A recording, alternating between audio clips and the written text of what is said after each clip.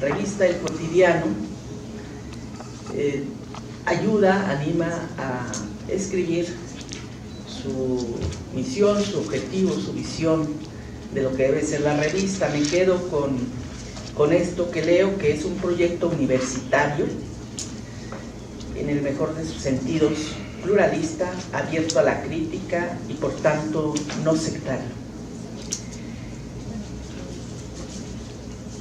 Pretende entregar un instrumento de expresión a los académicos de nuestra universidad y a aquellos que compartan estos principios, con la idea de que la referencia a lo real no se reduzca a las investigaciones de largo plazo ni al juicio periodístico, sino que sea posible también referirse al presente en forma rigurosa. De ahí seguramente el nombre de El Cotidiano. Precisamente por eso, quienes aquí escriben lo hacen desde la más plena libertad del conocimiento y la experiencia adquirida. Y por supuesto responsables de sus dichos y de sus aseveraciones o conclusiones de análisis. Y por supuesto que esto ya es una garantía en el México de las libertades de expresión hoy tan discutidas, y con una prensa que ha sido asediada no solo en términos discursivos, sino físicamente a través de aquellos que han quedado en el camino, dicho de la manera más dura, pero expresada en términos reales, reconocido por organismos internacionales y nacionales de derechos humanos como un proceso muy difícil en términos de rendición de cuentas sobre los periodistas en este país, que son un referente de la libertad de expresión. Decía, para que no nos empecemos a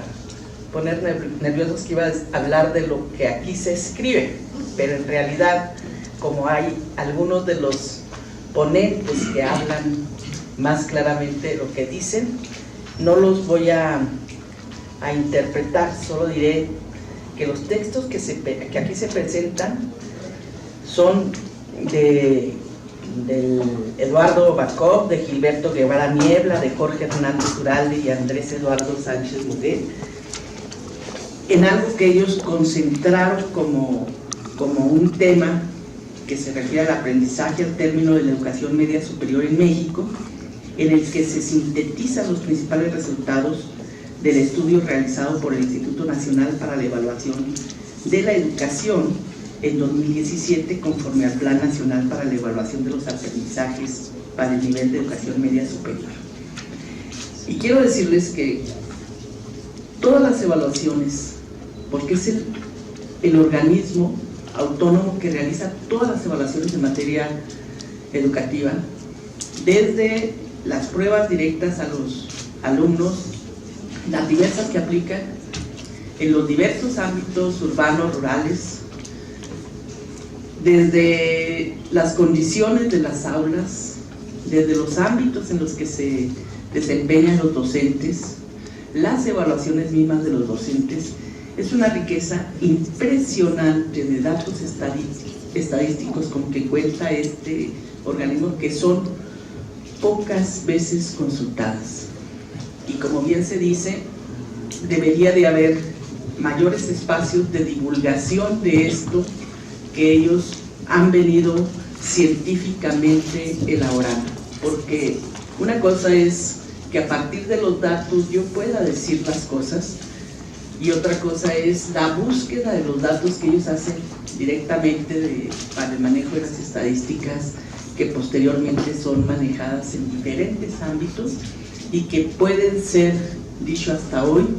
uno de los referentes científicos más importantes para aquellos que el ámbito del tema educativo es su materia de trabajo, al que pueden hacer referencia. Yo les invito a que entren a los archivos, a las páginas, y que hagan suya mucha de la información que permite decir cómo y por qué en México está la educación así, y encontrarán que no es muy difícil llegar a decir qué tiene que hacerse para que deje de estar. La última investigación concluye de manera muy clara, así lo expresa el INE, en la gran brecha que se da entre la educación que reciben los que más tienen, y que suele ser la mejor, y por lo tanto tienen más acceso a los mejores conocimientos, y la educación de los muchos que menos tienen,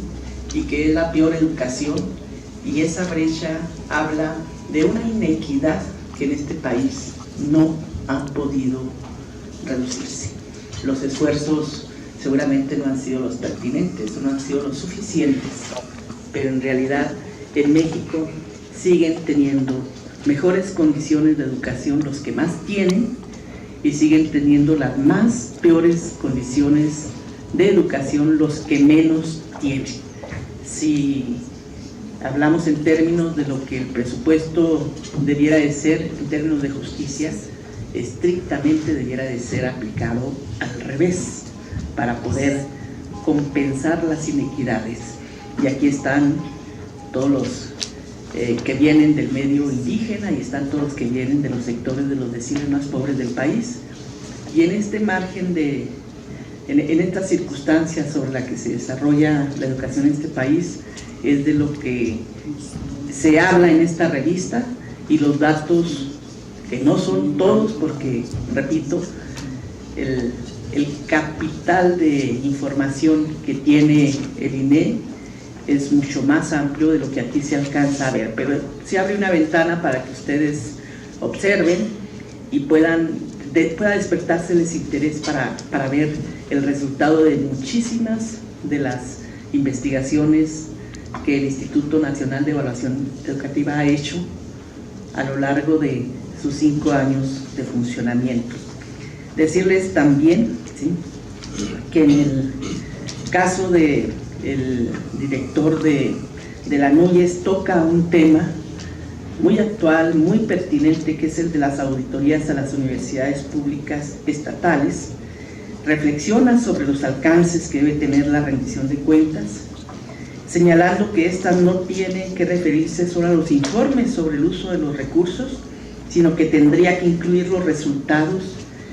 y avances académicos logrados con la inversión del financiamiento público, el incremento de la matrícula, la mejora continua de la calidad de los programas educativos, la movilidad estudiantil y docente, los avances en la generación y aplicación del conocimiento, y la actividad de extensión y vinculación, así como la difusión y preservación de la cultura. Jaime Valls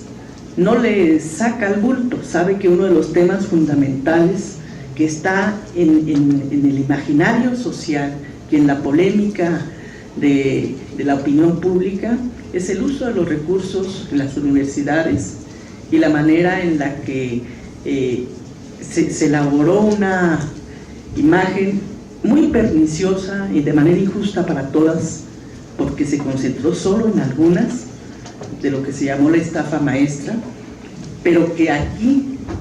de manera muy clara, quien es el director de la NUYES dice cómo y de qué manera debiera de atenderse y corregirse, ¿sí? Y repito, de manera injusta se generan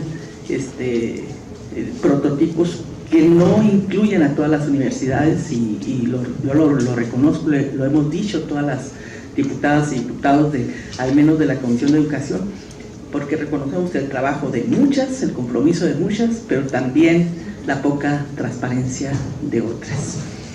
Va a ser interesante para ustedes entrar en esta parte de este artículo, sobre todo por la persona que escribe. Aquí mi compañera Adriana del Pilar Ortiz Lanz pone en el centro de la discusión la importancia de la educación en el mundo de hoy,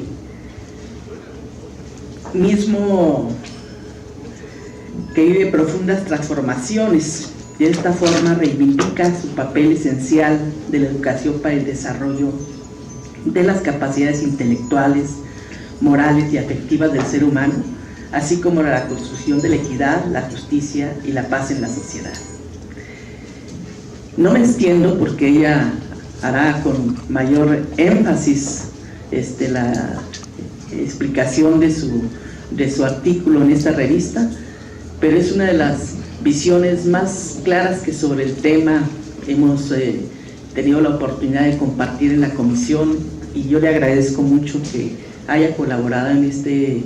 ejercicio de manera tan generosa, ¿sí? Porque además con una carga impresionante de trabajo, cuando se nos dio esta oportunidad, creo que todas estábamos en nuestro momento más complicado. Y por supuesto la doctora Margarita María Zorrilla Fierro, en su texto Con la formación docente hemos topado, desde el título,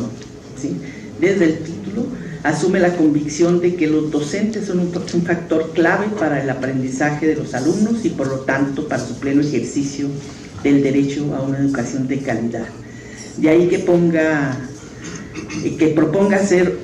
uso de la evaluación curricular con el objeto de poner de relieve las oportunidades que los futuros maestros tienen de aprender lo que posteriormente deberán enseñar en el aula. El artículo de Tere Bracho, que no está aquí presente con nosotros por problemas de salud, y de Francisco Miranda López, habla sobre el servicio profesional docente, uno de los temas más sentidos de la reforma educativa, el servicio profesional docente, derivado de las reformas constitucionales y en el marco del Sistema Nacional de Evaluación Educativa. Pone en el centro las dificultades que ha significado el tema como tal, y considera perspectivas en aras del robustecimiento de la reforma educativa y su proyecto de transformación. Desde dentro de quienes tienen claro cómo está el asunto, señalan cuáles son las dificultades que hoy en día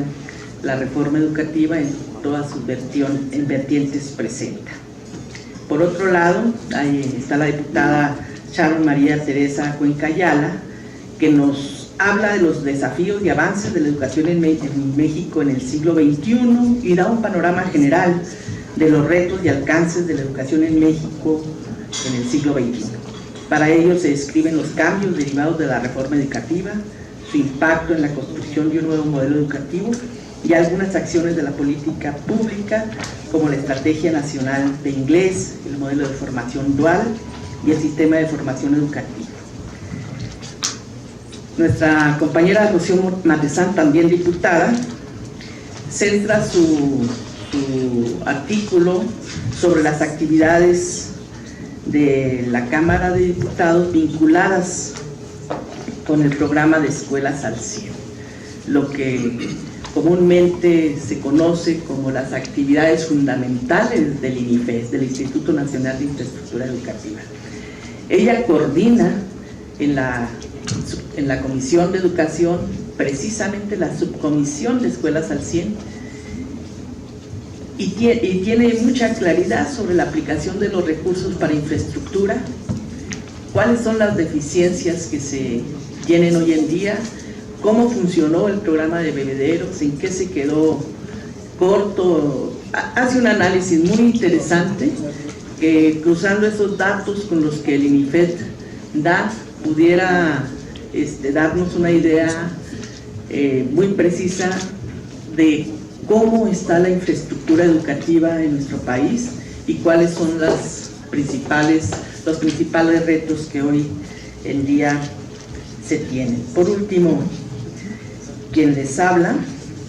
escribió sobre retos y perspectivas de la educación desde el quehacer legislativo. Intenté hacerlo más en mi calidad de presidenta de la comisión, pero debo pedir una disculpa porque ya una vez que me releo en lo que escribo, sé que hay algunas diferencias con varios de mis compañeros diputados y diputadas, pero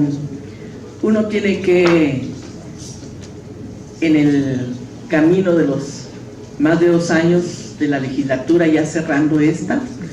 hacer un balance o tratar de hacer un balance de lo que le tocó vivir en uno de los temas más importantes que este país ha logrado impulsar como es la llamada reforma educativa. En este sentido, decirles que entendiendo que los temas de la reforma educativa pretendían como objetivos elevar la calidad de la educación básica, incrementar la matrícula en la educación media superior y retomar el control o asirse de lo que es la rectoría de la educación, que el Estado tuviera esa garantía sobre la rectoría de la educación. Yo sostengo que los dos primeros, el tema de la calidad de la educación y el aumento de la matrícula en la educación media superior, son temas muy claros, precisos, con un método muy técnico para hacer posible. Sin embargo, el tercero, eso resultó un tema muy polémico, muy politizado y muy complicado, porque toca los intereses de los grupos sindicales diversos que en materia de rectoría de la educación se habían hecho de decisiones que en el sentido estricto de la institucionalidad de este país corresponden al Estado. De ahí que el modelo a seguir de la evaluación docente toca una de las fibras más sensibles, que es los derechos laborales en términos de la permanencia de los mismos. Hablamos de eso, hablamos de las dificultades de la evaluación de los docentes, hablamos de muchos temas que pasaron por estas cámaras y repito con toda responsabilidad en alguna mesa seguramente, porque no les gusta mucho a los amigos del licenciado Romero Miranda de la CENTE, pero tampoco les gustan a los amigos de mi amiga diputada del Sindicato Nacional de Trabajadores. No les gusta mucho lo que uno dice, pero uno tiene siempre claro, como decía Mario Benedetti, uno no siempre hace lo que quiere, pero tiene el derecho de no hacer lo que no quiere. Y yo no quiero dejar de decir lo que pienso. Muchas gracias.